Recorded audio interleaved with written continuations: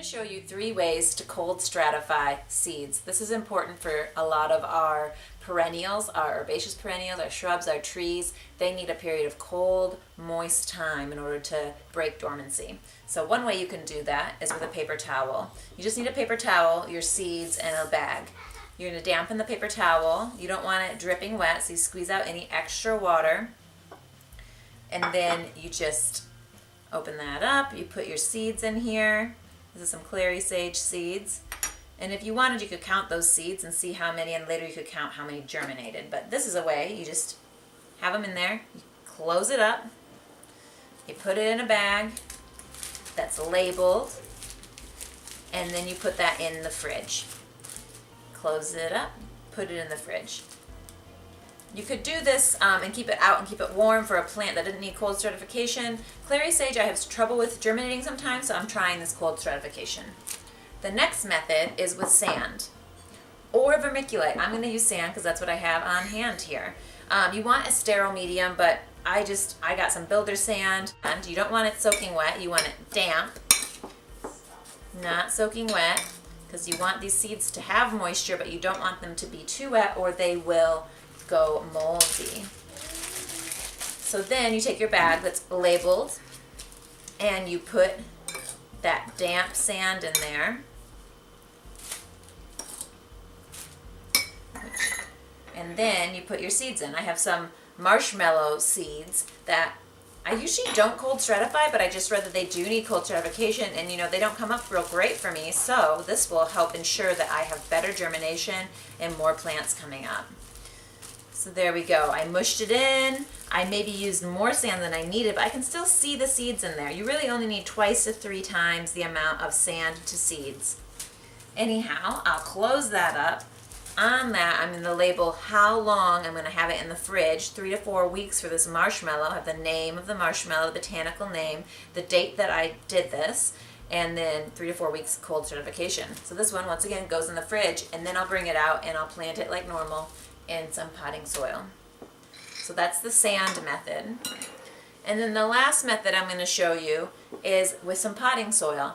Now, you can use any old potting soil you want. If you make it yourself, you might have some seeds in it, and then you'll germinate a lot of things. So a sterile potting mix is ideal, but if you know what your plant looks like when it grows, then you'll know that the other seeds are not the things you want. So basically, I'm taking some Echinacea purpurea seeds, and I'm just going to plant them. So I'm making a little divots where I want to put these seeds in. These seeds can go in the ground a little ways. They're kind of chunky seeds, so they can go in a little ways.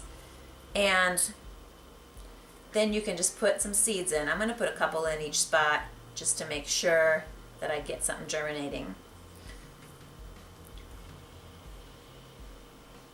Echinacea seeds, this Echinacea purpurea, doesn't need as long of cold certifications as some of the other Echinaceas. If you grow the other Echinaceas, it's good to cold stratify them for several months in the fridge.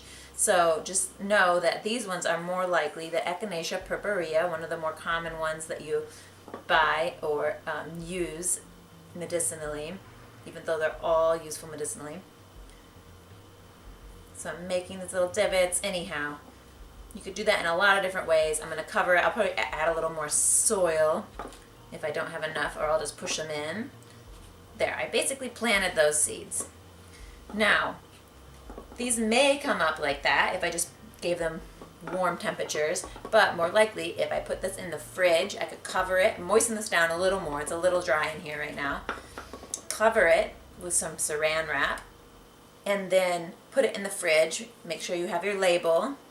So I have Echinacea purpurea on this, and that's purple coneflower, and on the back side I have the date today and how long I want to cold stratify it. Or you could put this outside if there's cold weather, and right now we're going between cold and warm weather. So you can put it outside, and then they'll come up on their own when they're ready to come up. Or the ones you put in the fridge, you bring out into the warm when the cold certification is done, and they will germinate once they are warm enough.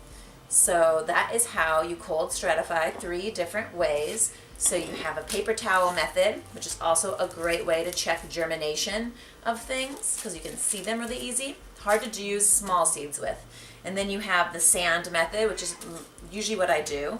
And then you have soil method, a potting soil method. So that's it. Cold stratification. pretty easy, but it takes a little forethought.